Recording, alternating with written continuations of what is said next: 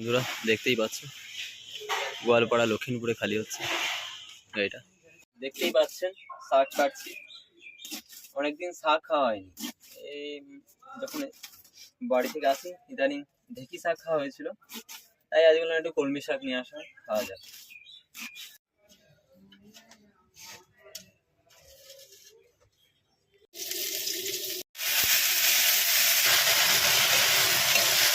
এটা হয়ে গেছে, তুলে নিচ্ছি বাটিতে।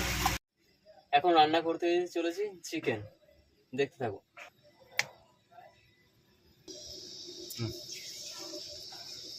শুকনো লঙ্কা,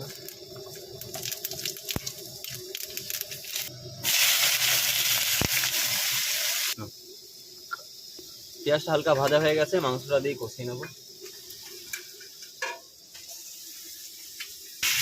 হয়ে গেছে, টমেটোটা দিয়ে দিলাম, পেস্টটাও দিয়ে দিলাম।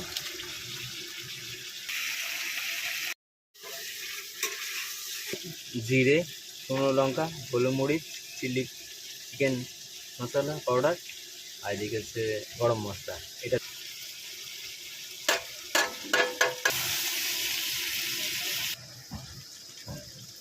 বন্ধুরা, এই চিকেনটা মেঘালয়ের খুব পাশাপাশি আছে তো, ওই জন্য ছাল সমেত দিয়েছে। আমাদের দিকে ছাল সমেত খুব কম পাওয়া যায়, আরামবাগ সাইডে পাওয়া যায়।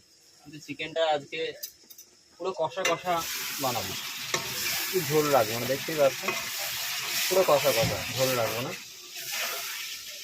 চিকেনটা কমপ্লিট হয়ে গেছে, পুরো রান্না হয়ে গেছে, দেখতেই পাচ্ছেন চিকেন লেগ পিস। আর শাক রান্না করেছিলাম তার সাথে, আর লেবু।